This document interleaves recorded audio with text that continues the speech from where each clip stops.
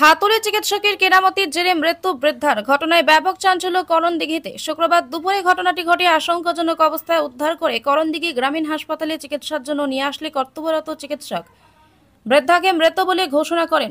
মৃত্যুর প্রকৃত কারণ জানতে ময়না তদন্তের নির্দেশ দেয় চিকিৎসক। এরপর মৃতদেহ ময়না তদন্তের জন্য নিয়ে আসা হয় রায়গঞ্জ মেডিকেল কলেজ হাসপাতালের মর্গে।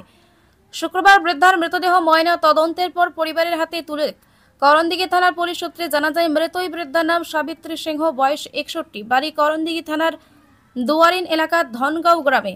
পরিবার সূত্রে জানা গেছে, এদিন সকালে অসুস্থ হয়ে পড়ে ওই বৃদ্ধা। গ্রামের এক হাতুড়ে চিকিৎসক এসে ইনজেকশন করলে অচৈতন্য হয়ে পড়ে। আশঙ্কাজনক অবস্থায় করণদিঘি গ্রামীণ হাসপাতালে নিয়ে গেলে কর্তব্যরত চিকিৎসক মৃত বলে ঘোষণা করে। মৃতের পরিবারের লোক কি বলছেন শুনুন। ঘোড়াতে তো হাতুড়ি ডাক্তার দেখালাম, দেখা এবারে প্রেসারে কথা বলছে, প্রেসার হয়েছে, প্রেসারে ওষুধ খাওয়াছে, ইঞ্জেকশন দিল, দেওয়ার পরে তখন ওই যে বেহুশ হয়ে গেল, কথাবার্তা চলছে না। তারপরে নিয়ে আসলাম এই যে করণদিঘি আসার পরে তখন ওই এমার্জেন্সি রুমে ডাক্তার বলছে যে ও তো চলে গেছে।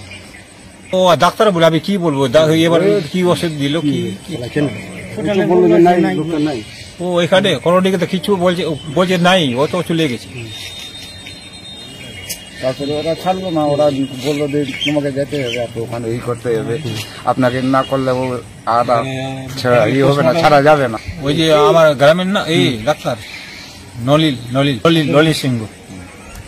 ললিন সিংহ।